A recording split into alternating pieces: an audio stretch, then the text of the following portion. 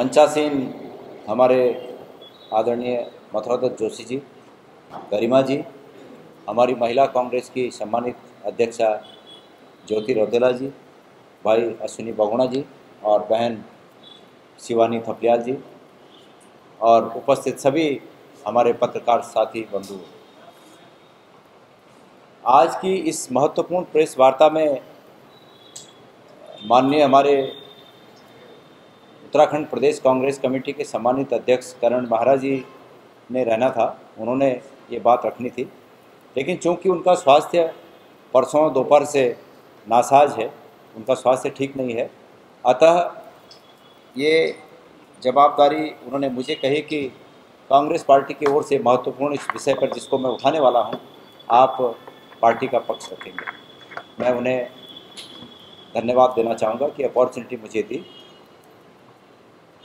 मेरे प्रिय साथियों, मैं आज पुनः कांग्रेस पार्टी की ओर से और इस प्रदेश के जनमानस की ओर से महिला कांग्रेस की अध्यक्षा और उनके साथ उनके तमाम जो पदाधिकारी सहेलियां हैं, उनको मैं धन्यवाद देना चाहता हूं कि परसों एक बहुत ही महत्वपूर्ण मुद्दे पर, अंकिता भंडारी हत्याकांड के मुद्दे पर सरकार द्वारा जांच में जो हिला हवाली की जा रही है और जो तथाकथित वीआईपी अभी तक सामने नहीं सरकार उसको ला पाई है, उस नाकामी पर सरकार को बखूबी हमारी महिला कांग्रेस ने घेरने का काम किया। आप दोनों बहनें मंच पर हैं। मैं आपका और आपकी तमाम साथियों का, सहेलियों का, आपके तमाम पदाधिकारियों का तहे दिल से धन्यवाद ज्ञापित करता हूं, आपका अभिनंदन करता हूं। परसों जब महिला कांग्रेस ने सरकार को घेरने का काम किया तो मुझे एक बात समझ में आती है कि अपने काले करतूतों से अपने चेहरों को स्याह कर चुके वो लोग जो जनता के आंखों में धूल झोंक कर सत्ता तक पहुंच गए हैं, वो छोटे मुंह बड़ी बातें करने लगे हैं।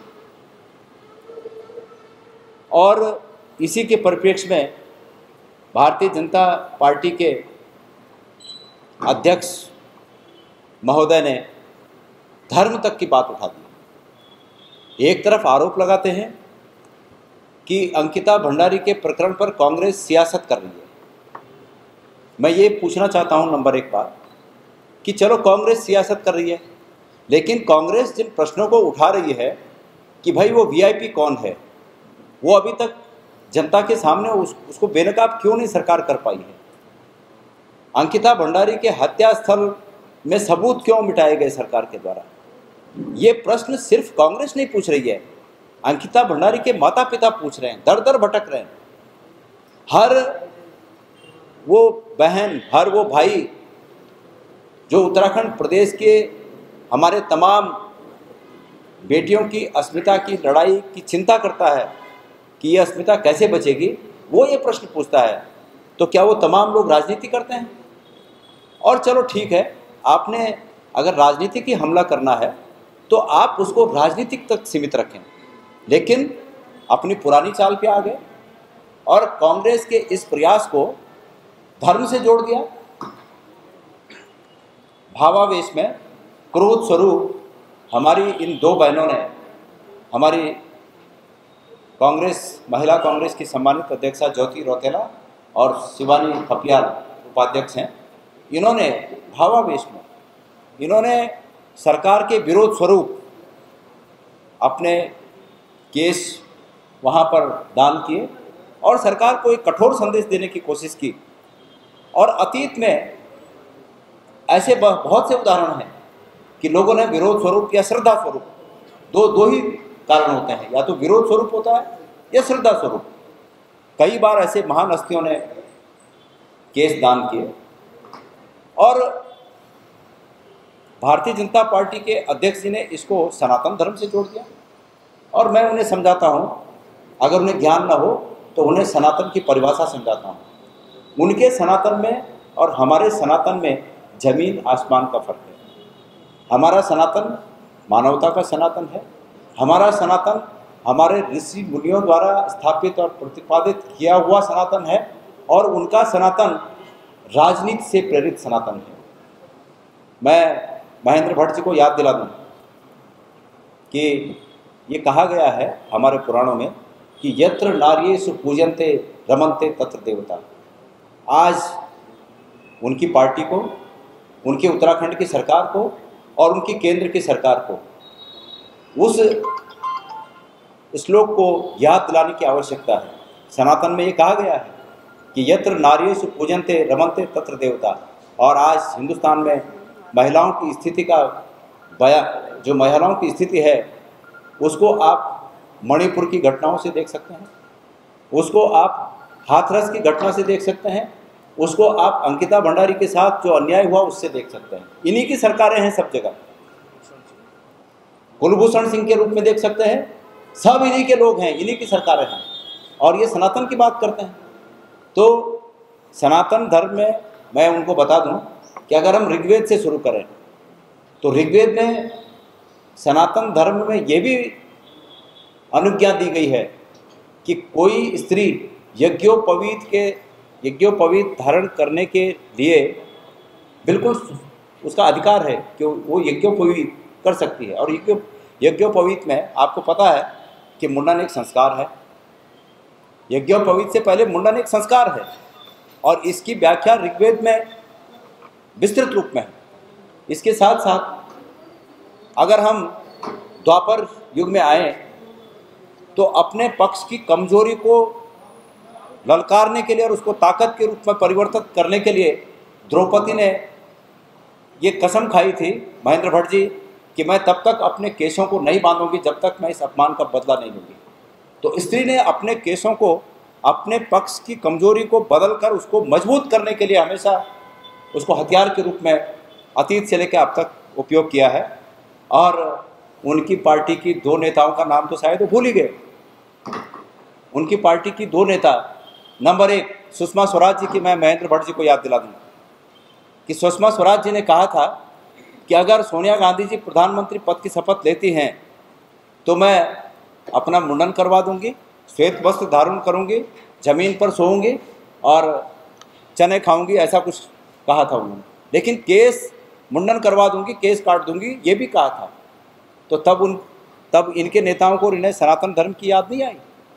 लेकिन उस समय सोनिया जी ने उन्हें इस स्थिति से बचाने की कोशिश की।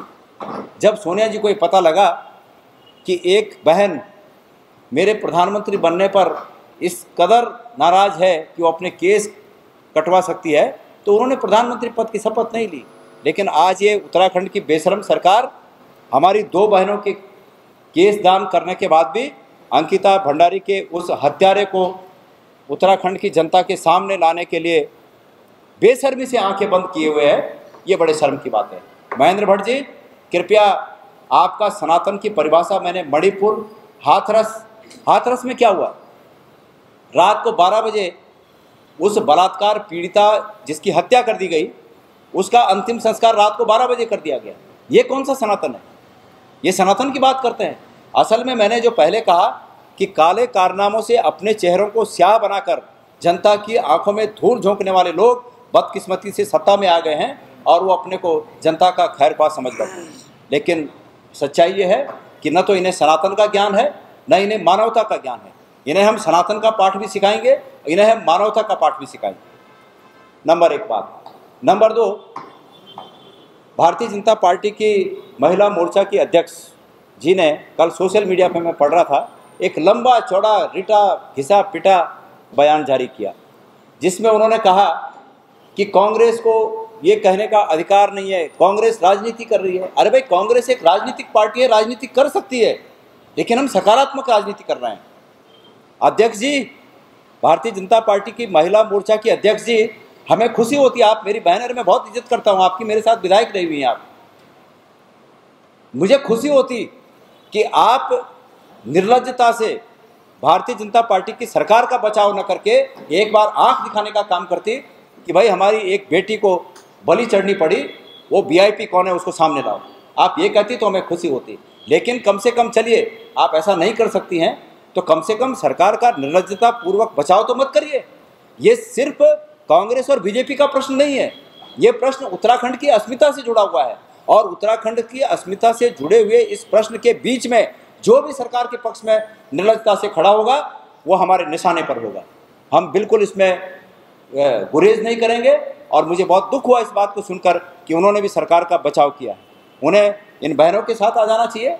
पार्टी की सीमाएं एक बहुत छोटी लिमिटेशन है, लेकिन उसके बाद जो आगे बात आती है वो है हमारी अस्मिता की बात। अगर कभी ऐसा मौका मिलेगा तो मैं स्वयं पार्टी के लिमिटेशंस को लांघ कर उत्तराखंड की मर्यादा के लिए हम लोग काम करेंगे। मैं आज ये भी वचन यहाँ पर देना चाहता हूँ। पार्टी की होता है, अगर कभी किसी पक्ष के किसी व्यक्ति ने गलत कर दिया तो हमारा ये कहना है कि हम उसको उस सीमा तक बचाव करें जिस सीमा तक हमें शर्मिंदगी न झेलनी पड़े, हमें बेशर्म न बनना पड़े। लेकिन आज भारतीय जनता पार्टी के लोग बेशर्मी की हद पार करके सरकार का अंकिता भंडारी हत्याकांड में बचाव कर रहे हैं। ये गले नहीं उतरता और निश्चित रूप में वो हमारे निशाने पर बने रहेंगे। मैं आगे ये कहना चाहता हूँ कि अभी तो हमारी ये 2 बहनों ने केस दान किए हैं, और भारतीय जनता पार्टी के लोग अगर इतना बौखला रहे हैं इनके 2 बहनों के केस दान करने पर, तो हमारे माननीय अध्यक्ष जी से मेरी वार्ता हुई और उनके भी ये विचार हैं कि क्यों ना हम लोग आगे चलकर इसको बड़े पैमाने पर, चाहे वो पुरुष हैं चाहे हमारी महिला साथी हैं, पार्टी के पदाधिकारी हैं, क्यों ना हम सामूहिक रूप में केस दान करके उसका बॉक्स बना के मुख्यमंत्री आवास पोस्ट करेंगे कि माननीय मुख्यमंत्री जी आप यही चाहते हैं, आप सरकार में रहकर उस नराधम का बचाव कर रहे हैं, इसलिए हम लोग सामूहिक रूप से अपने मुंडन कराकर वो जो केस होंगे वो सरकार को दान कर दें। क्यों ना हम आगे ऐसा करें। हम पार्टी में इस रूप में ज़रूर विचार करेंगे। नंबर 1 बात तो ये थी, आपके प्रश्नों को आगे लूँगा। नंबर 2 बात साथियों, आजकल पिछले करीब 1.5 महीने से जब से संसद का विशेष सत्र आहूत किया गया, तब से आप ही लोगों के माध्यम से हमें बहुत मनोरंजन हुआ, हमारा सबका, पूरे प्रदेश का, देश का मनोरंजन हुआ। कभी ये सुना गया कि 1 नेशन 1 इलेक्शन, कभी ये कहा गया कि यूसीसी, कभी ये कहा गया कि महिला आरक्षण, कभी ये भी कहा गया कि ऐसा कुछ होने वाला है कि पूरा आरक्षण ही एक तरफ कर दिया जाए। पर तमाम तरह तरह की बातें, ये भारतीय जनता पार्टी के बरगलाने के तरीके हैं कि 1.5-2 महीने जो अडानी जी के खातों में 20,000 करोड़ कहाँ से आए, राहुल गांधी जी इस प्रश्न को पूछ रहे हैं। इस प्रश्न को गौण करके ये बहस चला दो कि स्पेशल सत्र बुलाया है, कुछ ऐतिहासिक होने वाला है। और जो कुछ हुआ मैं उसको इस रूप में देखता हूँ कि ये जो महिला रिजर्वेशन बिल है, ये अतीत में कांग्रेस ने लोकसभा में पास किया था, राज्यसभा में कुछ वोटों से ये बिल पास नहीं हो पाया था। भारतीय जनता पार्टी के यही नेता जो आज इस बिल को पास करने में अपने को ज़बरदस्ती अपनी पीठ थपथपा रहे हैं, उस समय इसका घोर विरोध किया करते थे। लेकिन उसके बावजूद अच्छी बात है, अगर किया है तो किसी को हाथ में दो ना जो आप देना चाहते हैं। आप कोहनी पे क्यों लगा रहे हैं उसको? ये महिला रिजर्वेशन बिल केंद्र की सरकार द्वारा हमारी बहनों के हाथ में न देकर उनकी कोहनी पे लगाया गया है, ताकि वहाँ मुंह तो जाए नहीं, खाएं कैसे। एक सगुफा छोड़ दिया गया है कि अगले 5 साल बाद ये महिला रिजर्वेशन बिल लागू होगा। क्यों भाई, इस समय क्यों नहीं होगा? होना तो ये चाहिए था कि भारत में होने वाला अगला इलेक्शन जो भी हो उसमें ये महिला रिजर्वेशन बिल लागू होगा, होना ये चाहिए था। और हम उत्तराखंड प्रदेश के लोग माननीय राहुल गांधी जी की उस भावना को बल देते हुए, जिसमें उन्होंने कहा कि हम चाहते हैं कि महिला रिजर्वेशन बिल आज लागू हो, और हो सकता है, उन्होंने ये भी कहा साथ में कि हो सकता है, हम सब लोग उनके इस बात को बल देते हुए सरकार से मांग करते हैं कि ये महिला रिजर्वेशन बिल भी तब तक एक जुमला है जब तक कि ये घोषित न किया जाए कि भारत में होने वाला जो पहला चुनाव होगा, चाहे विधानसभाओं का चाहे लोकसभा का, जो पहला आम चुनाव होगा उस पर महिला आरक्षण बिल लागू होगा। ये जब तक न हो तब तक ये अधूरा है, और देश की आधी आबादी को, देश की आधी आबादी के आंखों में धूल झोंकने वाला काम है। मैं इस मंच के माध्यम से इस प्रदेश की हमारी मातृशक्ति को भी आह्वान करना चाहता हूं कि देखिए आपके साथ केंद्र की सरकार कैसे छल कर रही है। वोटों के लिए आपको कह रही कि हमने आपको रिजर्वेशन दे दिया, 30% महिला आरक्षण दे दिया विधानसभाओं में, लोकसभाओं में, लेकिन असलियत में साथ में ये भी लगा दिया गया कि अब तब होगा जब नया सेंसस, आप पुराने सेंसस पे, जिस पुराने सेंसस पे डिलिमिटेशन हो रखा है उसी सेंसस के आधार पर घोषित करिए ना उतने प्रतिशत, उसमें क्या दिक्कत है? क्या उसमें कोई दिक्कत है? और नया सेंसस के लिए आप टाइम फार्मूला लागू करिए कि भाई इस टाइम तक हम कर देंगे, जब वो हो जाएगा तब उस फार्मूले पे करिए। असल में कोई दिक्कत नहीं है, इन्हें काम करना नहीं है और एक सगुफा छोड़ना है, जाल बुनना है। भारतीय जनता पार्टी जुमलों का जाल बुनती है और जुमलों का जाल बुनकर उसमें लोगों को फंसाने का काम करती है और चुनाव जीतने, उसी भरोसे चुनाव जीतना चाहती है। अच्छे दिन आएंगे, जाल था, जुमलों का जाल था। मेक इन इंडिया जुमलों का जाल था, बेटी बचाओ बेटी पढ़ाओ जुमलों का जाल था, 15 लाख आ जाएंगे जुमलों का जाल था। एक भी जुमला सच में साबित नहीं हुआ।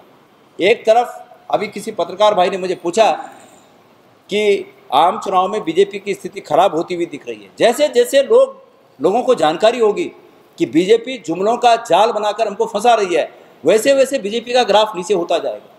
बागेश्वर में वहाँ की जनता को धन्यवाद देना चाहता हूँ कि उन्होंने भारतीय जनता पार्टी की सरकार को चेतावनी दी है कि पिछला इलेक्शन 12-14 हज़ार से जीते थे, 12 हज़ार से जीते थे और 2400 पे आ गए। ये चेतावनी है, सरकार को चेतावनी है, और वो चेतावनी यही है कि आप जुमलों का जाल बनाना बंद करिए, हमें फंसाना बंद करिए। हम आपको 2400 वोट से जिता रहे हैं, इसलिए जिता रहे हैं कि सरकार तुम्हारी है, 5 साल तुमने रहना है और वहाँ का विकास की हमको उम्मीद है कि आपकी सरकार होगी, आपका विधायक है तो वहाँ का विकास होगा। लेकिन ये चेतावनी है कि आप जुमलों का जाल बनाना बंद करिए। लोगों ने सामने देखा, एक तरफ स्लोगन देखा मेक इन इंडिया और दूसरी तरफ बेरोजगारों की फौज देखी कि जब से तुम्हारा मेक इन इंडिया आ गया तब से बेरोजगारों की फौज बढ़ गई। आप लोगों ने जुमला देखा बेटी बचाओ बेटी पढ़ाओ, दूसरी तरफ लोगों ने देखा इनकी सरकार मणिपुर में क्या महिलाओं के साथ अत्याचार हो रहा है, क्या कर रही है, हाथरस में उस बालिका के साथ क्या हुआ, इनकी सरकार है। यहाँ उत्तराखंड में अंकिता भंडारी के साथ क्या हुआ, इनकी सरकार है। जुमला देते हो बेटी बचाओ बेटी पढ़ाओ और बेटियों के साथ ये अन्याय। लोगों ने ये देखा, लोगों ने ये देखा कि 15 लाख आ जाएंगे, कहाँ आए, क्या वो कौन से खाते खुलाए हो, जनधन खाते, करोड़ों खाते खुले, 15 लाख आने वाले हैं।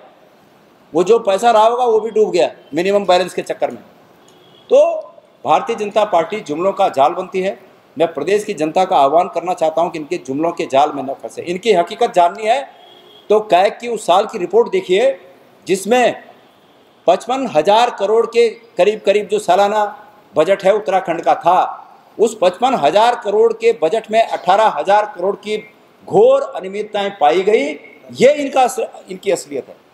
असली हालात ये है, वो 18 जब 1/3 बजट अगर गड़प कर दें, 1/3 बजट को भ्रष्टाचार के माध्यम से पी जाए, खा जाएं, तो सड़कों में गड्ढे बनना अवश्य लाजमी है, बेरोजगारी बढ़ना लाजमी है, अत्याचार भ्रष्टाचार बढ़ना लाजमी है, नदियों में खनन होकर पुल टूटना लाजमी है, क्योंकि मकसद तो 18,000 करोड़ को गड़प करना है, जो कर गए। और ये हम नहीं कर रहे हैं, ये इन्हीं के कैग की रिपोर्ट कह रही है। तो आप लोगों के माध्यम से मैं तमाम हमारे प्रदेश की जनता का आह्वान करना चाहता हूं कि भारतीय जनता पार्टी के ये जो जाल हैं उनमें न फंसे। अभी मैंने सुना है कि सहकारिता में जांच रिपोर्ट आ गई है, जहां तक मेरी जानकारी है जांच रिपोर्ट माननीय मुख्यमंत्री जी तक पहुंच चुकी है। अब कब सार्वजनिक होती है भगवान जाने। जोशीमठ की रिपोर्ट, जो जोशीमठ की भूगर्भीय जांच की रिपोर्ट है, उसको सार्वजनिक करने में क्या दिक्कत है? उसको सार्वजनिक नहीं किया जा रहा है। मतलब सरकार कर क्या रही है, लोगों से छुपा कर क्या करना चाहती है, ये समझ में नहीं आ रहा है। मेरी उसमें भी मांग है कि जोशीमठ में जो भूगर्भीय जांच की रिपोर्ट आई है सरकार के पास, सरकार उसको सार्वजनिक करे। कोऑपरेटिव की भर्तियों में जो धांधली की जांच हुई है, मैंने ये सुना है कि जांच अधिकारी ने ये रेकमेंड किया है कि इसमें भ्रष्टाचार हुआ है और दोषियों के खिलाफ कड़ी कार्रवाई होनी चाहिए।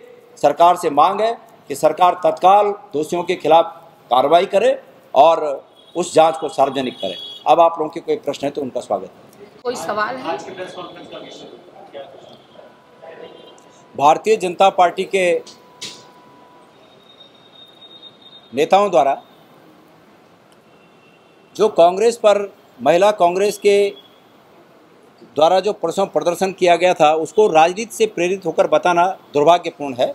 और ख़ास करके इसको सनातन धर्म से के साथ जोड़ देना कि सनातन धर्म का अपमान हुआ। मैंने आज की प्रेस वार्ता में, संपूर्ण प्रेस वार्ता में उन्हें आईना दिखाने का काम किया है। सनातन को उनसे हम बेहतर जानते हैं। हमारा सनातन मानवता का सनातन है, हमारा सनातन पुराणों और वेदों पर आधारित सनातन है, और उनका सनातन सिर्फ राजनीतिक लालच का सनातन है। जब जब उन्हें कमजोरी महसूस होती है, वो सनातन का नाम लेकर अपनी राजनीतिक रोटियां सेकने का काम करते हैं। और मैं महेंद्र भट्ट जी को, जो उन्होंने एक सनातन का नाम लेकर अपना बचाव करने की कोशिश की है, महिला मोर्चा की अध्यक्ष जी को मैं इतना कहना चाहता हूं कि जब जब अंकिता भंडारी के प्रकरण पर आप धर्म का सहारा लेंगे, आप राजनीति करके अपनी सरकार को बचाने का सहारा लेंगे, आप आम लोगों के और कांग्रेस के लोगों के निशाने पर आते रहेंगे। हम हमेशा आपको निशाना बनाते रहेंगे। और जहां तक आपने दो बहनों के केस कर्तन को राजनीति से प्रेरित बताया, आने वाले समय में हमारे तमाम बड़े नेता, हम सब लोग केस कर्तन कर, अगर इन्होंने उस वीआईपी का नाम जग जाहिर नहीं किया तो केस कर्तन कर बाय पोस्ट, बाय कोरियर माननीय मुख्यमंत्री जी को भेजेंगे कि साहब ये आपके कारनामे हैं कि हमें केस कर्तन करने पड़ रहे हैं, और आप अभी भी जागिए और उस वीआईपी का नाम उजागर कर उसको जेल की सलाखों के पीछे डालिए। जी, कौन सी समिट? मैं ये पूछना चाहता हूं कि एक इन्वेस्टमेंट समिट पहले भी हुई थी 3 साल पहले, और अगर कोई सूचना अधिकार से मांग ले तो एक धेला नहीं आया। 100 करोड़ से ऊपर खर्च हुए, उसका आयोजन करने में 100 करोड़ से ऊपर खर्च हुए, और एक धेला नहीं आया। मैंने अनऑफिशियली जानकारी ली है कि एक नया पैसा नहीं आया। तो ये है इनका समिट। वैसे हमारी शुभकामनाएं हैं, मुख्यमंत्री बने हैं, उनकी भी इच्छाएं होंगी कि विदेश जाएं, घूमें फिरें, लेकिन करने के लिए, घूमने के लिए विदेश है, लेकिन करने के लिए उत्तराखंड है। और मैं समझता हूं कि विदेश घूमने से ज़्यादा अच्छा ये होता कि उत्तराखंड में जो करने के लिए उन्हें मुख्यमंत्री बनाया गया है वो उस काम को करते। हाँ जी, देखिए आप लोग भी जानते हैं इस बात को कि अगर कोई रिजर्वेशन आपने एक्ट पास कर दिया है तो उसको लागू करिए ना। इनका कहना क्या है, बहाना क्या है कि हम सेंसस करेंगे, जो सेंसस जनगणना होगी उसके आधार पर फिर डिलिमिटेशन करेंगे और फिर करेंगे। भाई चुनाव तो पिछले सेंसस के आधार पर, पिछले डिलिमिटेशन के आधार पर हो रहे हैं ना, तो उसी आधार पर कर दीजिए ना। उस आधार पर करने में क्या, जब चुनाव पिछले डिलिमिटेशन पर हो रहे हैं तो आरक्षण के लिए अगला डिलिमिटेशन की इंतजार करने की जरूरत क्या है। पर सवाल यह है कि दिखाना है कि हमने कर दिया और करना नहीं है। ये भी जाल है। जो मैंने जिन जालों का मैंने जिक्र किया, ये वही एक नया जाल है। देश की आधी आबादी को राजनीतिक रूप में वोटों को फंसाने का जाल है, और इसके अलावा कुछ नहीं। हमारी मांग है कि इसको सरकार वर्तमान डिलिमिटेशन और वर्तमान सेंसस के आधार पर देश या राज्यों में होने वाले प्रथम विधानसभा या प्रथम लोकसभा जो भी हो उससे लागू कर। ये हमारी मांग है।